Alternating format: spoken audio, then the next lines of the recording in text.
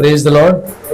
परमेश्वर के नाम की स्तुति हो कि फिर से एक बार प्रभु ने हम सबों को इस समय में यहाँ पे इकट्ठा किया ताकि हम परमेश्वर की रहस्यमय बातों के ऊपर स्मरण कर सके और उसके आगमन का इंतजार के लिए जो तैयारी है उसे हम पूरा कर सके। आमेन।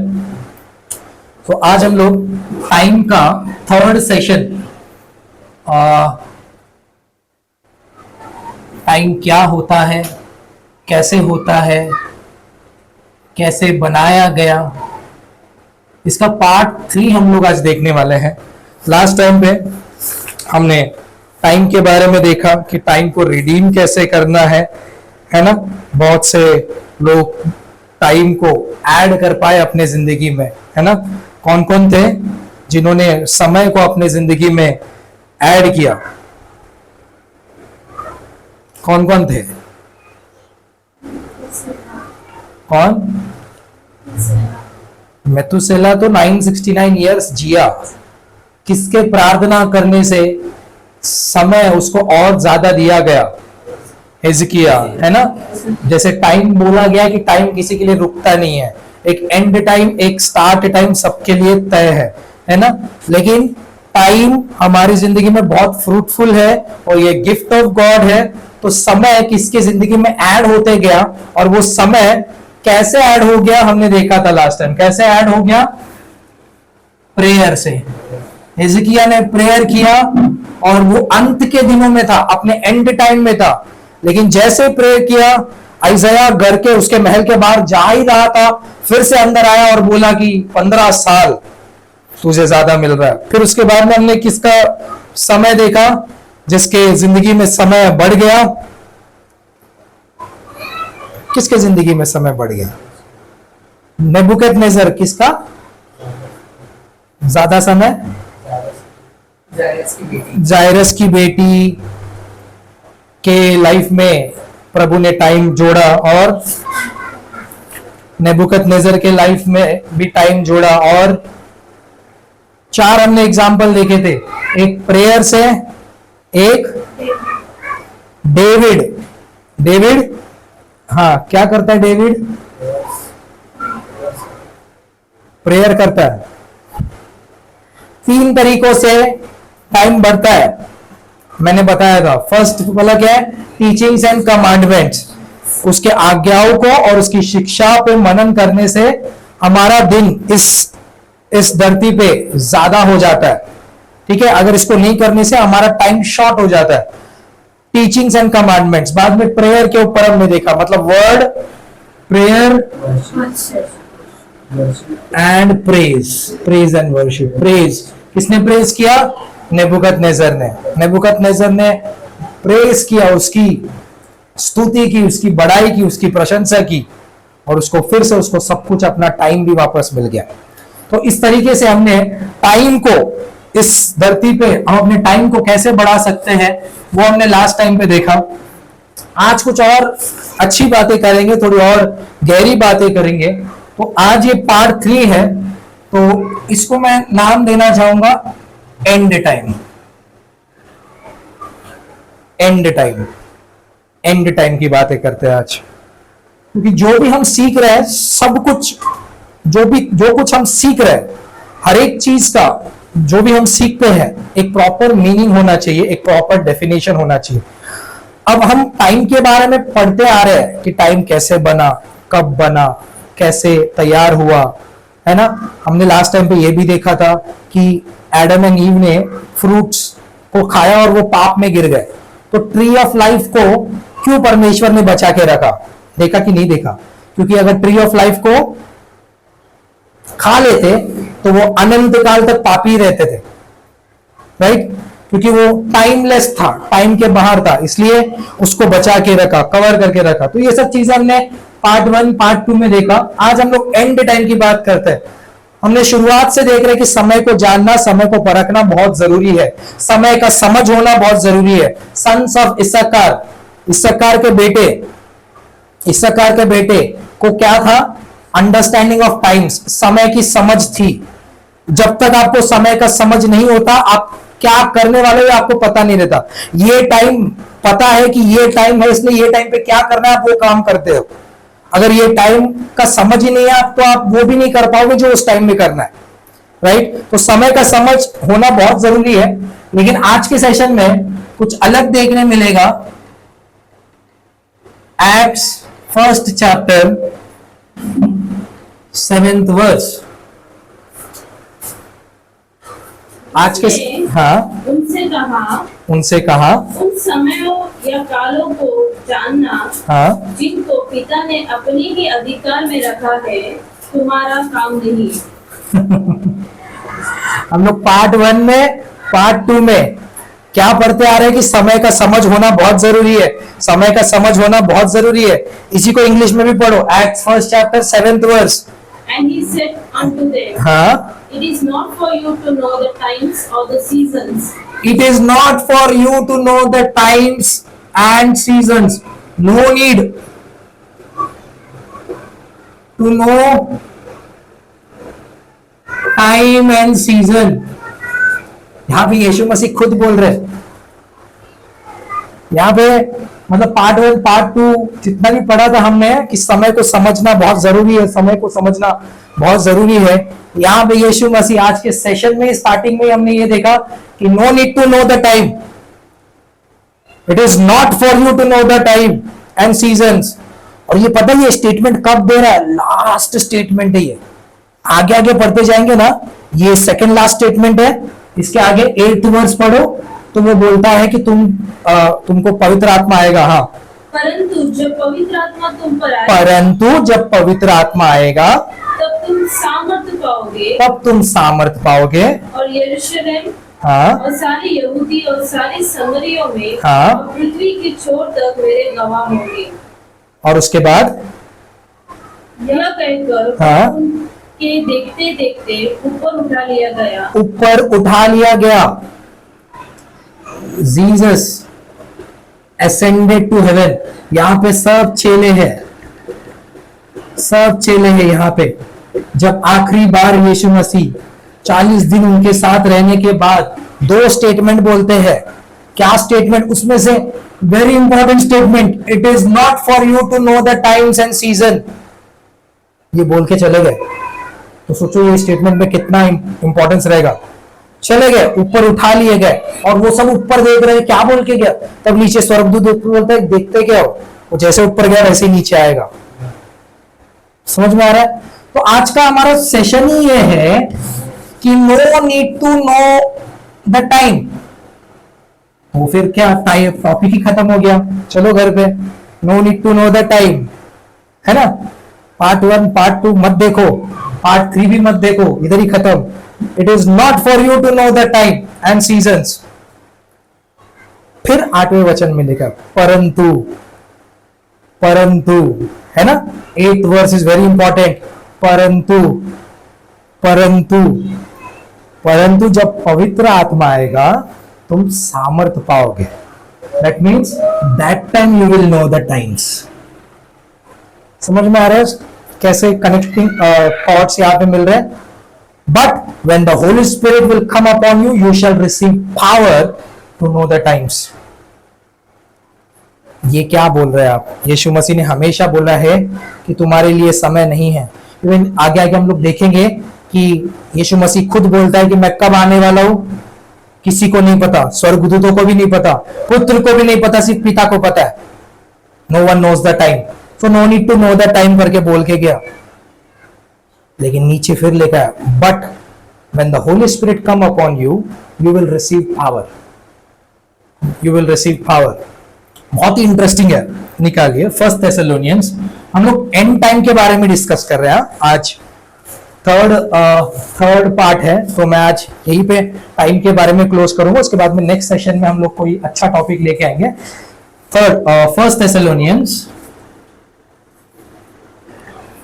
5th chapter, 1 Thessalonians 5th chapter 1st and 2nd verse। पर हे भाइयों, इसका प्रयोजन नहीं है कि समयों और कालों के विषय में हाँ तुम्हारे पास कुछ लिखा जाए, इसका प्रयोजन नहीं है कि समय, और ये पॉल बोल रहा है यहां पे जो बोला वो जेसी, जीसस क्राइस्ट, ठीक है। यहां पे कौन बोल रहा है? ये पॉल बोल रहा है कि मैं अगर तुमको समयों और क्या कालों के बारे में बोलूंगा तो इसका प्रयोजन नहीं है। इंग्लिश में क्या लिखा है? First words, But of the times and the seasons, हाँ। written, ye have not need that I write unto you. you have no need that I should write. You have no need that I should write. समझ में आ रहा है? मतलब first time पे देखने पे ऐसा लिखता है कि नो नीड टू नो, ऐसे ही है, ये सेम है। पॉल भी वैसे ही स्टेटमेंट बोल रहा है, लेकिन वैसे नहीं है। वो अच्छे से पढ़ो, हिंदी में पढ़ो फिर से। पर हे भाइयों, हाँ, इसका प्रयोजन नहीं है कि समयों और कालों के विषय में मैं तुम्हारे पास कुछ लिखा जाए। वो लिख रहा है, लिखते लिखते लिखते लिखते सब कुछ बातें लिख दिया। अब टाइम के बारे में, टाइम्स एंड सीजन, अपना भी टॉपिक है टाइम। टाइम के बारे में क्या लिखूं मैं? इसका प्रयोजन नहीं है कि मैं तुमसे कुछ लिखूं टाइम के बारे में। नो नीड टू नो, ऐसे ही लगता है ना मतलब, तो that I should write something about times and seasons. क्यों नो नीड टू नो? क्यों नो नीड टू नो? समझ में आ रहा मैं क्या बोल रहा हूं? क्यों नहीं लिखना है? क्योंकि तुमको पहले ही पता है। समझ में आ रहा है? क्यों पहले ही पता है? क्योंकि पवित्र आत्मा आ गया है। समझ में आ रहा है? पॉल, अपोस्टल पॉल आने से पहले पवित्र आत्मा चेलों पे उतर के आ चुका है। So no need to write about times and seasons because you already know. Second verse, क्योंकि तुम आप ठीक जानते हो, तुम आप ही जानते हो, मुझे लिखने की जरूरत ही नहीं है, क्योंकि आप लोग पहले से ही जानते हैं। समझ में आ रहा है? इसलिए ये टीचिंग्स, इसको सिखाना, इसको सीखना, इसके समझ रखना बहुत ही इंपॉर्टेंट है, क्योंकि आप लोग पहले ही जानते हो। समझ में आ रहा है? आप लोग को पहले ही पता है। क्या पता है? कि जैसा रात को चोर आता है, वैसे ही प्रभु का दिन आने वाला है। एंड टाइम की बात कर रहे हैं। सब लोग पूछते हैं कि प्रभु कब आएगा, प्रभु कब आएगा। मुझे लिखने की जरूरत नहीं है तुम लोग को। टाइम, कौन से टाइम पे आएगा, कौन से सीजन पे आएगा, तुमको पहले ही पता है कि प्रभु कैसे आएगा। पॉल बोलता है प्रभु कैसे आएगा? Jesus will come as thief, चोर के समान रात को आएगा। ये कौन लिख रहा है? पॉल लिख रहा है। पॉल कौन है?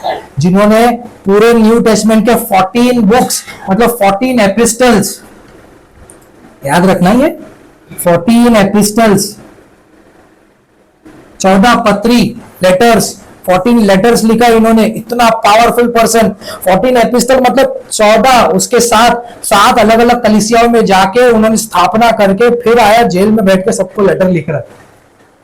सो वो ये बोल रहे हैं टाइम्स के बारे में, there is no need to know or there is no need for I to write to you. मुझे तुम्हें समय और काल के बारे में लिखने की जरूरत नहीं है। आज का टॉपिक है टाइम, समय। तो जीसस क्राइस्ट जाते जाते बोल रहे no need to know time, but फिर नीचे हिंट दिया, जस्ट जाने से पहले पवित्र आत्मा आएगा, वो तुमको सामर्थ देगा। अब गया जुप, उतना हिंट दे दिया। ठीक है, फिर बाद में यहां पे क्या बोल रहा है पॉल? क्या बोल रहा है? No need to write about times and season because you already know कि यीशु मसीह कैसे आने वाला है। यीशु मसीह रात को चोर के समान आने वाला है। तो यीशु मसीह कैसे आने वाला है सबको पता है, चोर के समान। ठीक है, चोर के समान किन के लिए आता है वो भी देखेंगे। ध्यान दीजिए, अगर चोर के समान आएगा तो फिर हमको चौकन्ना रहने की जरूरत क्या है?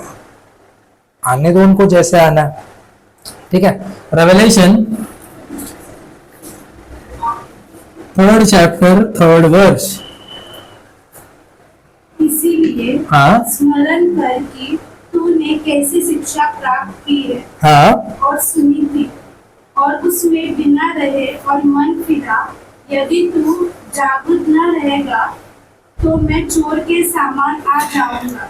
यदि तू जागरूक, यीशु मसीह बोल रहे रेवलेशन में, जॉन को एक दर्शन के रूप में दिखा रहा है कि यदि हम सब जागरूक नहीं रहेंगे तो मैं चोर के समान आऊंगा। इसको इंग्लिश में पढ़ो, थर्ड का थर्ड, पीछे लास्ट का कुछ वर्स लाइन देखो, थर्ड का थर्ड में, come upon you as a thief, I will come upon you as a thief, and you will not know what hour I will come upon you. हाँ आगे हो गया वो वर्स। हाँ. उससे पहले थोड़ा पढ़ना, I will come upon you से पहले ऊपर, Therefore, if you will not watch, if you don't watch, यहां पे लिखा है if you don't watch then I will come as thief. समझ में आ रहा है? उसी को हिंदी में पढ़, वही लाइन को। इसीलिए स्मरण कर कि तूने कैसी शिक्षा प्राप्त डायरेक्ट नीचे जा बाबा। पढ़। यदि तू जागरूक न रहे या यदि तू जागरूक नहीं रहे, यदि तू जागरूक ना रहे, if you don't watch then I will come as thief. बहुत ही इंपॉर्टेंट लाइन है यहाँ पे। पॉल बोलता है कि हमको पता है कि यीशु मसीह चोर के समान आने वाला है। अब यीशु मसीह खुद बोल रहा है कि if you don't watch then I will come as thief. मतलब इसको उल्टा करे तो if we watch then he will not come as thief। समझ में आ रहा है? अगर हम जागरूक रहे तो वो चोर के समान नहीं आएगा। समझ रहे? एंड टाइम यीशु मसीह कब आने वाले हैं, कैसे आने वाले हैं, बहुत सारे यहां वहां हिंट्स देके रखे उन्होंने, क्योंकि हम जागरूक रहे तो हमको पता चलेगा कि ये कब आने वाले हैं, ये कैसे आने वाले हैं।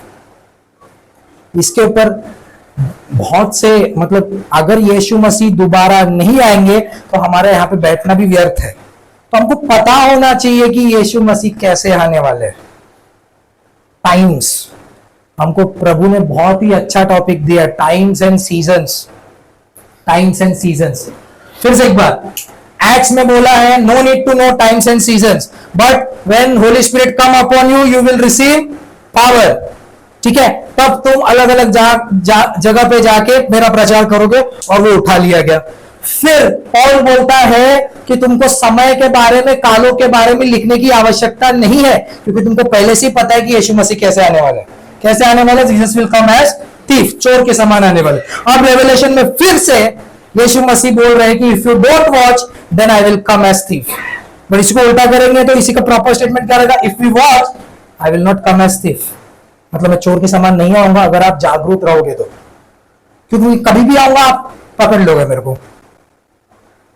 समझा? तो मुझे चोर के समान आने की, मतलब अर्लियर चर्च के पास इतना अच्छा रेवलेशन था कि वो अवेयर था कि यीशु मसीह आने वाला है। उनको तब भी ऐसा लगता था कि अब भी आएगा, इसलिए हमेशा जागरूक रहते थे। तब भी उसी समय में ऐसा लगता था कि अब भी आने वाले, अब भी आने वाले, कैसे आने वाले हैं सब कुछ पता था। लेकिन जैसे जैसे जैसे जैसे दिन बीतता गया, डिनोमिनेशंस बढ़ते गए, ठंडा हो गया ये मैसेज। यीशु मसीह आएगा कि नहीं वो भी लोगों को मतलब डाउट ही लगता है। चलो हम अपना अपने काम पे जाते हैं, चलो हम अपना अपना घर देखते हैं, चलो हम अपना अपना एजुकेशन, पढ़ाई जो भी है इस दुनिया का लाइफस्टाइल देखते हैं। कोई वेट नहीं कर रहा यीशु मसीह का। जैसे जैसे टाइम चला गया, वो आएगा कि नहीं आएगा डाउट है, वो कैसा आएगा तो दूर की बात है। तो ये समय के बारे में समझना बहुत जरूरी है। तो यीशु मसीह फिर से आने वाले हैं एंड टाइम, और हम लोग अभी एंड टाइम में, अगर मैं एक पिक्चर यहां पे ड्रॉ करूं तो यहां पे यीशु मसीह का क्रूस पे चढ़े जाना, उससे पहले का जो भी जनरेशन था वो लॉ का जनरेशन था, उसके बाद जो भी जनरेशन था वो ग्रेस का जनरेशन, जिसको चर्च का जनरेशन है। ये हमको बचपन से सिखाया जाता है। और चर्च उठा लिया जाएगा और फिर सबको लेके यीशु मसीह फिर राज करने आएगा। ठीक है, ये हमारा टीचिंग्स बाइबल में चलते आ रहा है। ठीक है, तो हम लोग अभी यहाँ पे कहीं पे तो एकदम नजदीक में आ गए हैं, जहां पे यीशु मसीह आएगा, हम सब उठा लिए जाएंगे। तो वो कब आएगा? वाकई में हम लोग यहीं पे हैं या यहाँ पे कहीं पे तो है? चर्च है ये हमको पता चल गया है। ठीक है, तो अब हम कहां पर है? Time, we should know time, time का पता होना बहुत जरूरी है हमको। चलिए निकालते हैं। यहां तक समझ में आया? चलिए mark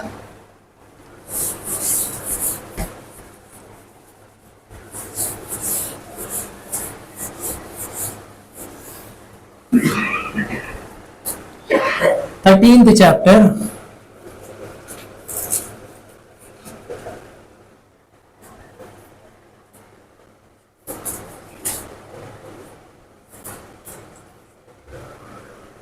mark 13th chapter 35th verse.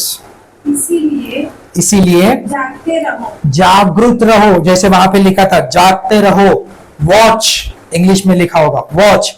आगे, क्योंकि तुम नहीं जानते कि घर का स्वामी कब आएगा। कब आने वाला तुम नहीं जानते, इसलिए यहां पे लिखा गया है वॉच।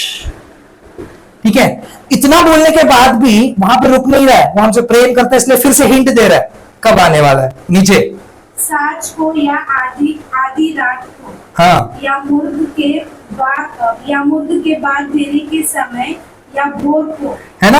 यहाँ पे देखिए सांझ को इंग्लिश में लिखा है इवनिंग, फिर बाद में आधी रात को मतलब मिडनाइट, फिर बाद में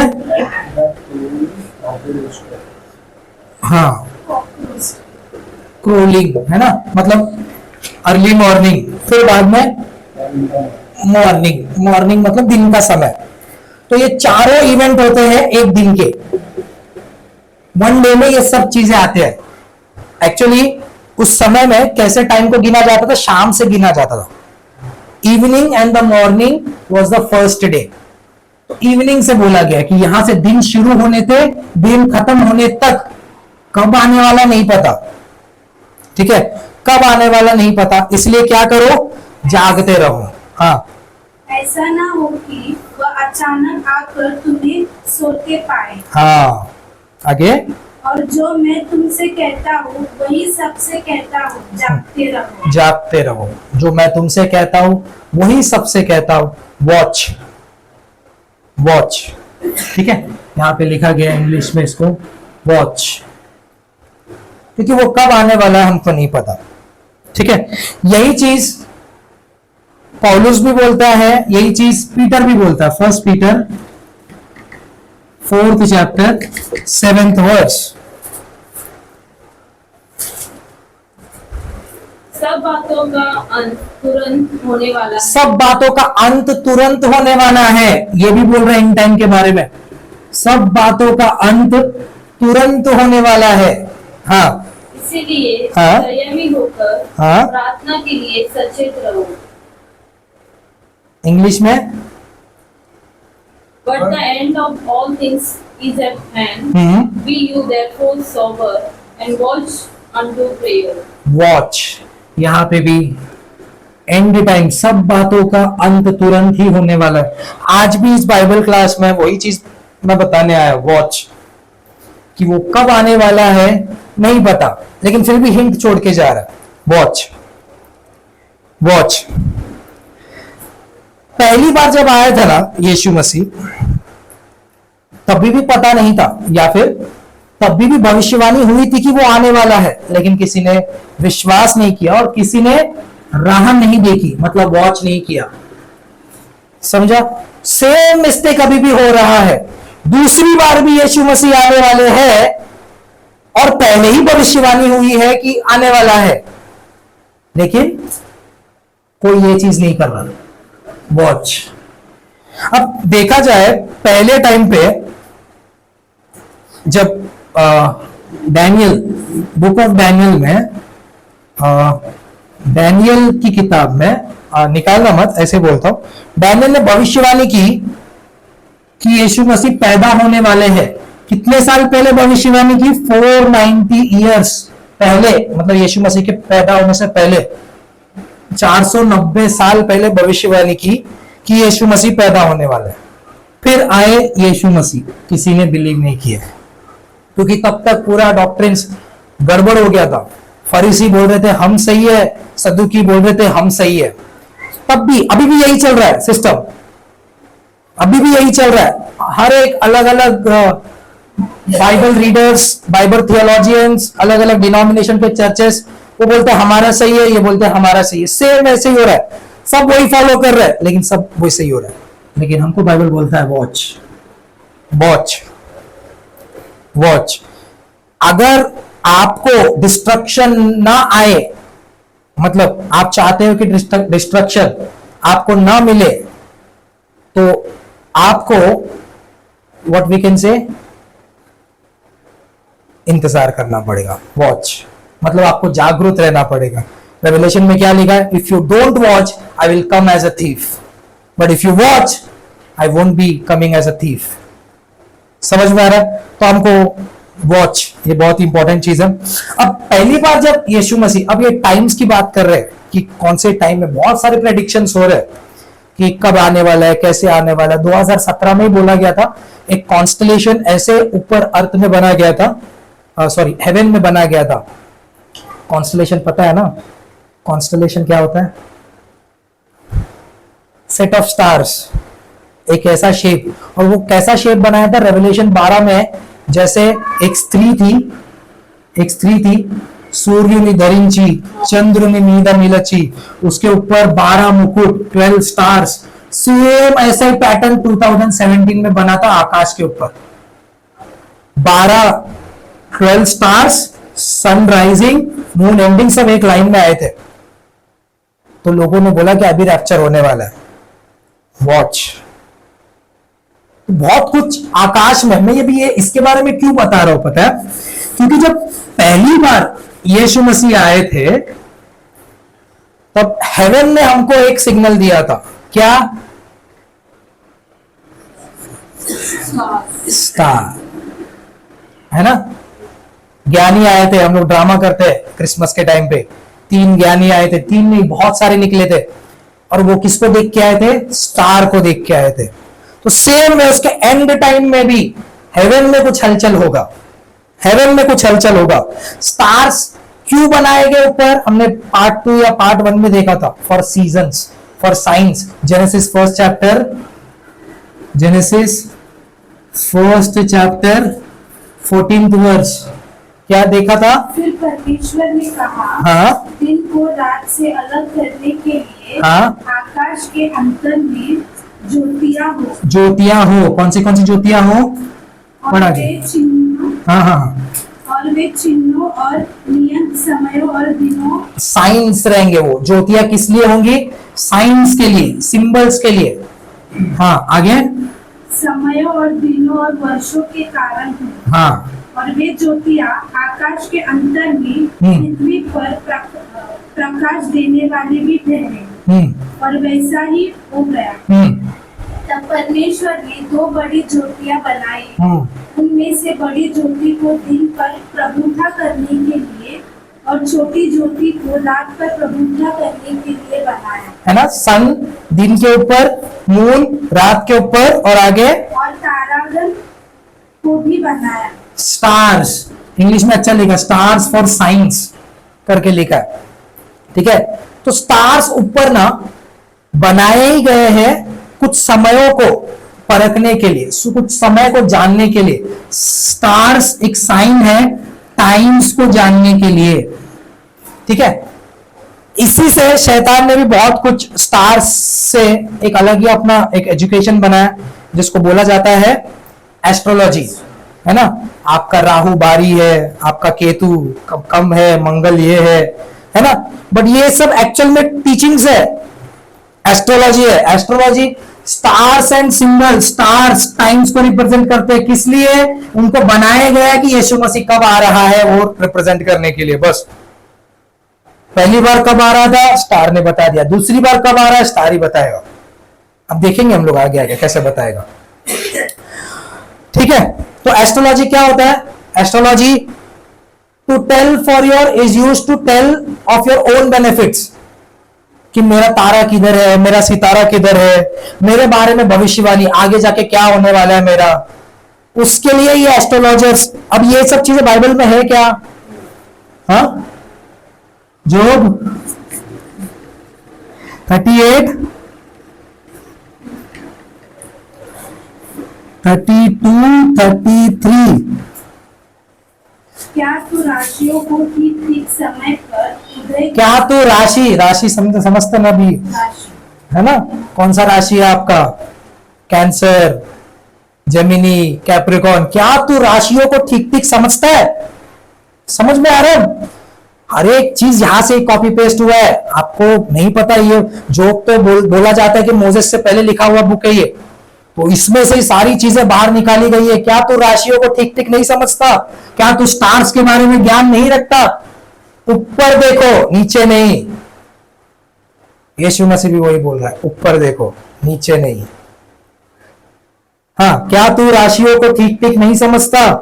या सप्तऋषि को सप्तर्षि, हाँ सप्तऋषि हाँ, को साथियों समेत लिए चल सकता है। Constellation, a symbol of a group of 7 stars. हाँ, क्या तू जिससे अपने दिन बने, Sunday, Monday, Tuesday, Wednesday, Thursday, Friday, Saturday, ये सप्तर्षि। हाँ, क्या तू आकाश मंडल की विधियां जानता और पृथ्वी पर उनका अधिकार ठहरा सकता है? समझ में आ रहा है? तो these are all made, star, sun, moon क्यों बनाए गए? Science, as a science, times को जानने के लिए। और इन लोग क्या करते हैं? टाइम्स को पहले ही जानते हैं, उनको पता है कि आगे यही होने वाला है, तो इन लोग ये करते हैं कि भाई ये करो तो ये हो जाएगा, जबकि वो होने वाला है। समझ में आ रहा है? सो मेरा बोलने का मतलब है कि यीशु मसीह पहली बार आए थे तो एक स्टार को देख के अनेकों ज्ञानी लोग, क्योंकि उस टाइम पे एस्ट्रोलॉजी बहुत ही पावरफुल स्टडी था, आकाश के हलचल को देख के समझ जाते थे कि नीचे कुछ हो रहा है। तो उसी तरह से अभी भी बहुत कुछ हलचल ऊपर होने वाला है। कैसे पता? चलो इधर लिख दूं, लूक 21 चैप्टर, उसका 7 से लेके 11 तक। ये हमको बहुत समझना बहुत जरूरी है। यीशु मसीह आने वाले हैं, ये माइंड में बिठा लो। लेकिन आने से पहले क्या चीजें होंगी या फिर कब आएंगे, उसका हिंट्स, उसका हमको इंटेलिजेंस प्रभु ने ऑलरेडी बाइबल में दे के रखा है। हाँ, उन्होंने उससे पूछा, हाँ, हे गुरु, यह सब कब होगा? ये सब कब होगा? चलो चेले पूछ रहे, आज भी हम ये पूछने के लिए बैठे कि ये सब कैसे होगा, कब होगा। तब यीशु मसीह बोल रहे और हैं, ये बातें जब पूरी होने पर होगी तो उस समय का क्या चिन्ह होगा? तो उसने कहा, चौकस रहो कि भरमाया न जाओ। चौकस रहो कि सबसे पहले तो भरमाए ना जाओ। Let you not be deceived.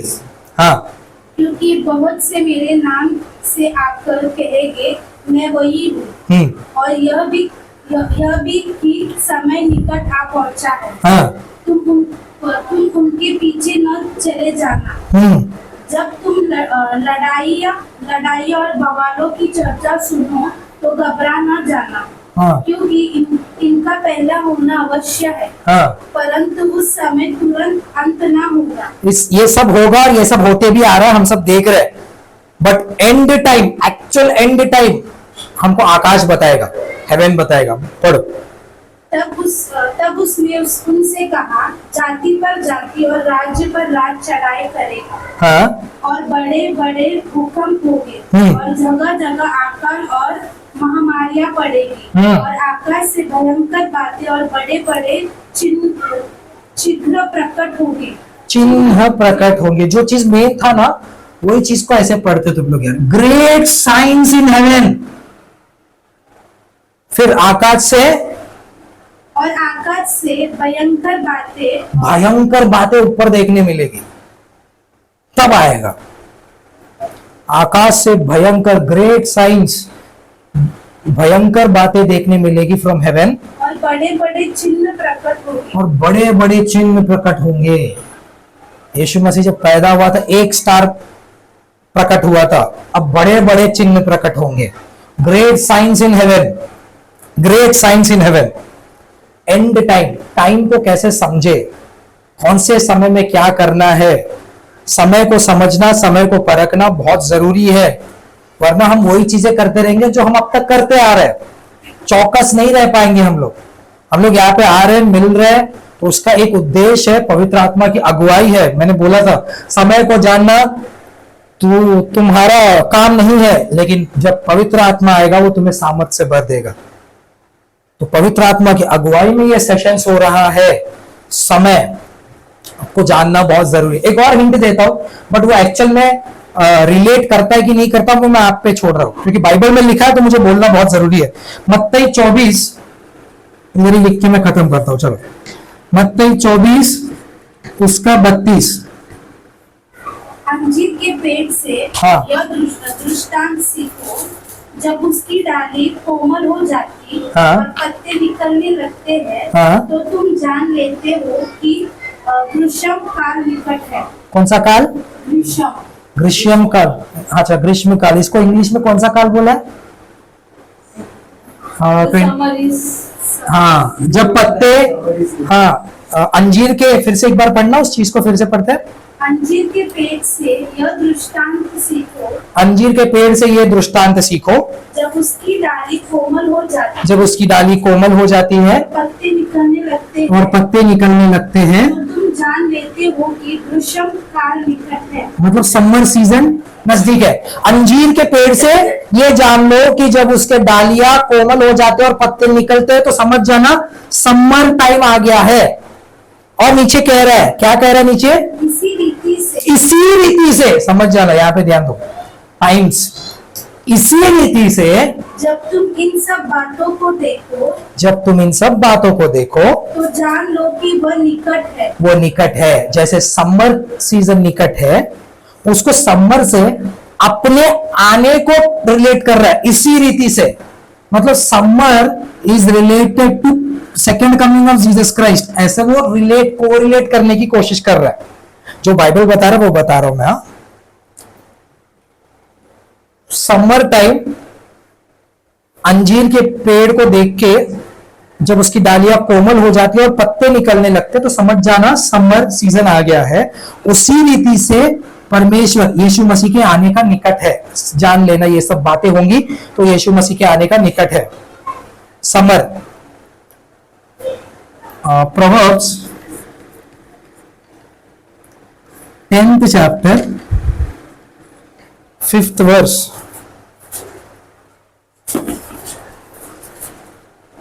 जो बेटा धूप काल में बटोरता है, जो बेटा धूप काल में दूध काल में बटोरता है, मतलब समर लिखा इंग्लिश में, ठीक है, समर सीजन में बटोरता है, और बुद्धि से काम करने वाला वो बुद्धि वाला बेटा है, उसको ज्ञानी बेटा करके इंग्लिश में लिखा, अच्छा लिखा।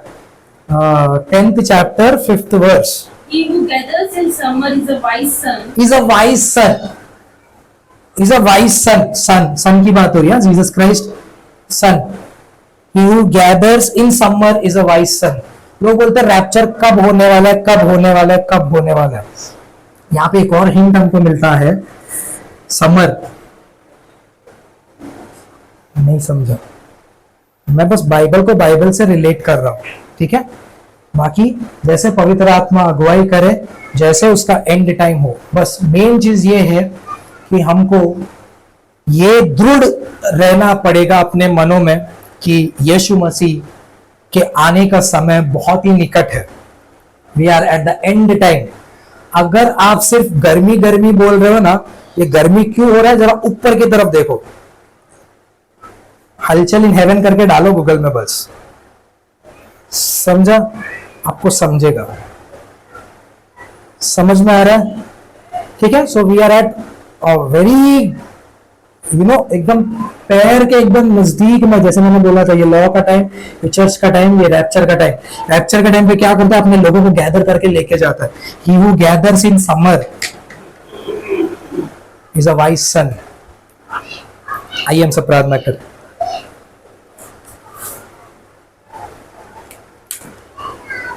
हमारे पिता परमेश्वर, आपके नाम को धन्यवाद देते हैं अब्बा, कि फिर से एक बार अब्बा अपनी रूहानी ताकत से प्रभु जी आपने हमको भर के राजा इस सेशन में अगुवाई किया प्रभु जी, इसलिए आपके नाम को कोटि कोटि धन्यवाद करते हैं प्रभु जी। आए हुए सबों के ऊपर आपका अभिषेक उतराने पाए प्रभु जी, वो जागरूक रहने पाए राजा, हम सब आपके आगमन का तैयारी करते हुए प्रभु जी, इस दुनिया के चाल चलन में नहीं प्रभु जी, इस दुनिया के प्रभु जी मदहोश जीवन में नहीं प्रभु जी, लेकिन आपके लिए तैयार होने पाए प्रभु जी, पवित्र आत्मा से भरकर राजा, आपके आगमन का इंतजार करते हुए प्रभु जी, आपके लिए प्रभु जी जीने पाए राजा, आपके लिए जागरूक होने पाए पिता परमेश्वर, ताकि जब हम आप आए राजा, आप हमको प्रभु जी सोते हुए ना देखने पाए प्रभु। सहायता कीजिए, मदद कीजिए प्रभु जी, हर एक को प्रभु जी, यहाँ पे उपस्थित हर एक को अपनी रूहानी ताकत से भर दीजिए प्रभु जी, अपनी आत्मा की आघोष से भर दीजिए राजा, एक नई एनर्जी, एक नया अभिषेक राजा, एक नई ताजगी, एक नया बेदारी प्रभु जी हर एक के जिंदगी में प्रभु जी। हम बोलते हैं यीशु के नाम से, जितने भी लोग देख रहे राजा उनको भी आशीष बोलता हूँ प्रभु जी, अपनी जिंदगियों को तैयार करने पाए प्रभु जी, और आपके आगमन के लिए प्रभु जी जो चीजें आवश्यक है उन चीजों को बटोरने पाए प्रभु जी, क्योंकि आपका आगमन बहुत ही निकट है राजा। आपका इंतजार करते हुए प्रभु जी, आपकी दुल्हन को प्रभु जी किस रीति से अगुवाई करना आप आगे बढ़ाइए प्रभु जी, ताकि आपको महिमा मिलने पाए प्रभु जी। आपका जो क्रूस का बलिदान है प्रभु जी, वो व्यर्थ ना जाने पाए राजा। हर एक बातों में प्रभु जी आपको महिमा देते हुए प्रभु, ये छोटी सी प्रार्थना मेरे उद्धार करता शीघ्र आने वाला नाज़री यीशुआ के नाम से मांगते हैं पिता परमेश्वर, आमीन। प्रभु यीशु मसीह का अनुग्रह, परमेश्वर का प्रेम, पवित्र आत्मा की संगति हम सबके साथ उसके आगमन तक सदा बनी रहे। आमीन, आमीन।